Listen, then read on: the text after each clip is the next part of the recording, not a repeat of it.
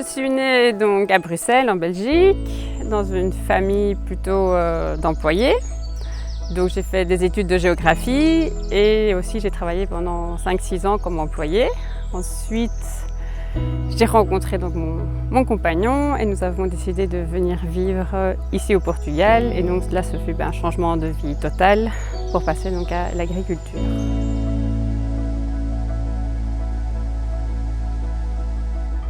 Alors, nous avons d'abord visité donc, le Portugal, la partie sud.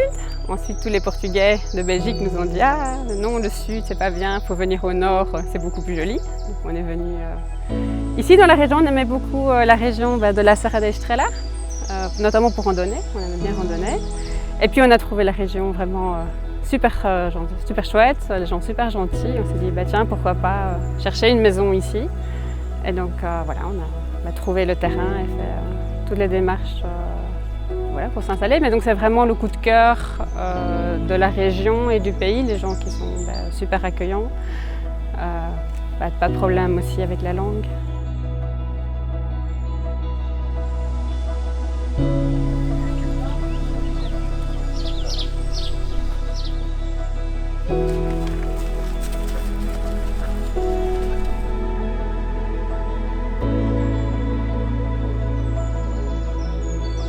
Nos activités actuelles, donc, nous avons le potager comme vous l'avez vu, donc, qui sert essentiellement à l'alimentation de la maison.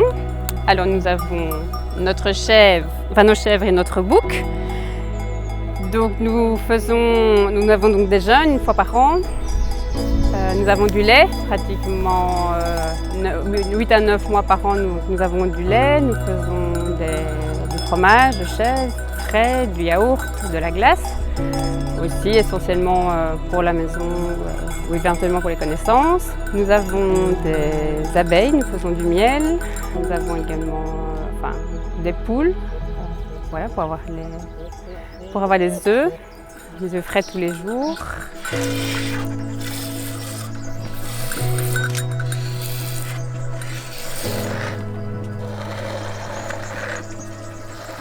Donc voilà, donc les projets actuels, c'est surtout domestique. Après, comme projet, donc j'ai également donc, mon entreprise, donc toujours là, de gaufres et de crêpes, qui donc celle-là est plus tournée vers le public.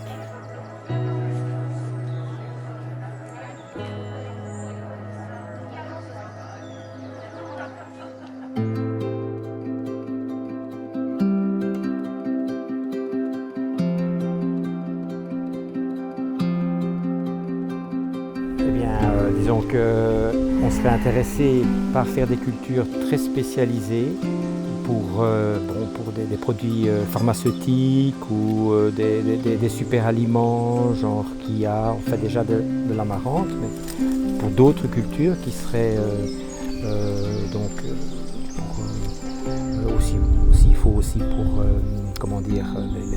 les beautés, les produits de beauté, des choses comme ça. Donc voilà, donc c'est une niche assez spécialisée dans certains domaines pour des cultures vraiment qui demandent peut-être aussi beaucoup plus de soins, des choses comme ça. Voilà. Donc en gros, ce qu'on aimerait trouver ou faire une collaboration avec d'autres ou des semences aussi. Ça, ce serait intéressant aussi, étant donné qu'ici on n'a pas d'autres cultures, donc les semences ne savent pas être polluées par d'autres cultures. Donc en plus, tout ce qu'on fait est tout biologique, hein, donc ça. Il faut le dire aussi. Alors sincèrement pour nous aucun. On n'a pas eu de problème. Bon, on peut apprendre la langue, là effectivement. On n'apprend pas la langue dans les livres, il faut quand même un professeur pour tout ce qui est la prononciation et l'accent, mais sinon on a été super bien accueillis. En tout cas au niveau de notre village et de la ville, il n'y a jamais eu de problème. On a toujours eu l'aide qu'il fallait, que ce soit pour l'agriculture ou moi j'ai une entreprise aussi de gaufres et de crêpes artisanales. Et donc aussi pour développer l'activité artisanale, on a toujours eu l'aide qu'il fallait. Et on trouve aussi facilement de l'aide en français. Même si pour nous ce n'est pas une finalité en soi, on parle portugais, mais voilà, quand c'est des questions plus techniques, ça peut parfois être intéressant que ce soit expliqué dans sa langue.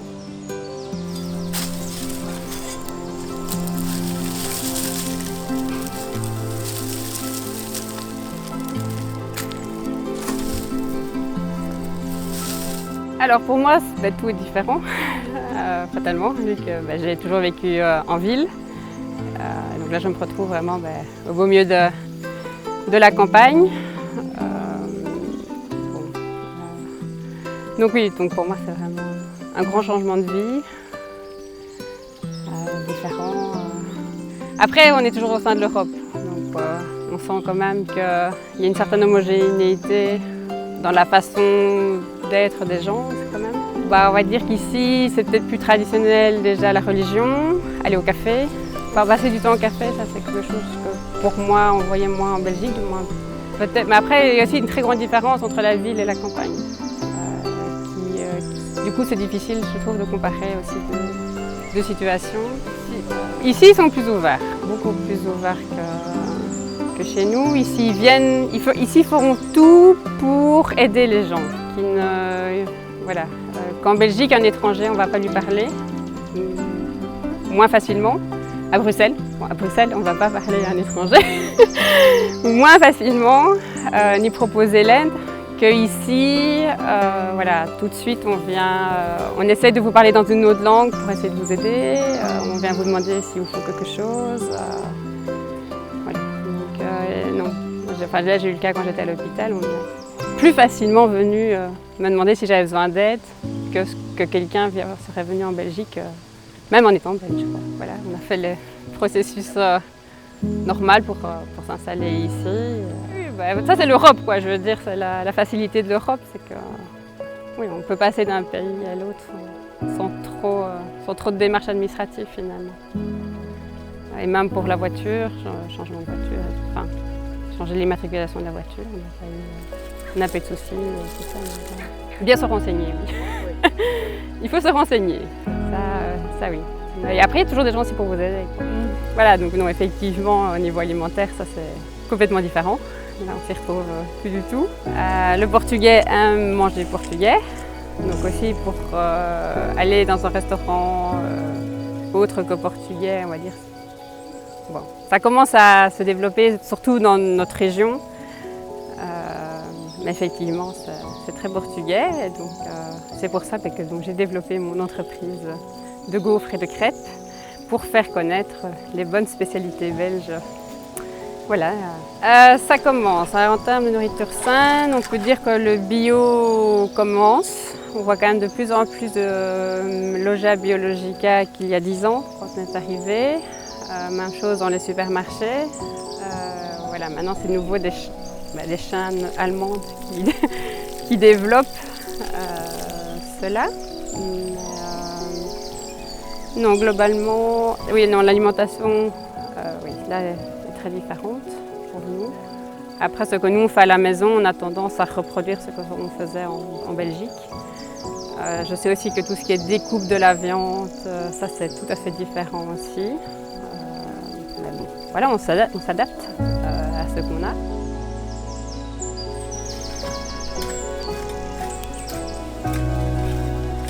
Non, là, le portugais aime manger de la viande et des féculents. Bon, je ne veux pas critiquer, c'est son style de vie. Hein, voilà. Mais c'est vrai qu'il y a beaucoup de gens qui sont toujours étonnés par l'association riz et frites. Après, moi je dis on peut choisir, on n'est pas obligé de manger les deux. Oui, que bon, généralement les légumes sont assez pauvres. Voilà, mais après le Portugal n'est pas méditerranéen non plus, à proprement parler. Voilà, mais non, c'est sûr que beaucoup de gens quand ils disent, qu'ils passent ici au Portugal, de manière générale, je dis pas spécialement pour nous, mais que oui, tout le monde prend des kilos en mangeant au Portugal. Oui, là aussi, la plus grande spécificité, c'est qu'en Belgique et probablement en France, nous n'avons qu'un estomac et que donc une demi-dose nous suffit. Et que quand on est invité chez les amis, non, on ne se resserre pas parce que l'assiette est suffisamment grande. Et notamment quand on fait les vendanges, tout le monde nous dit « mais mangez, mais mangez, mais mangez ». Mais non, nous, avec une assiette, on a assez. C'est très gentil. Et puis, à 5 heures, à la fin de la journée, rebelote, on remange. Alors qu'on a encore notre souper après. Donc oui, le Portugais est un bon mangeur, ça c'est sûr.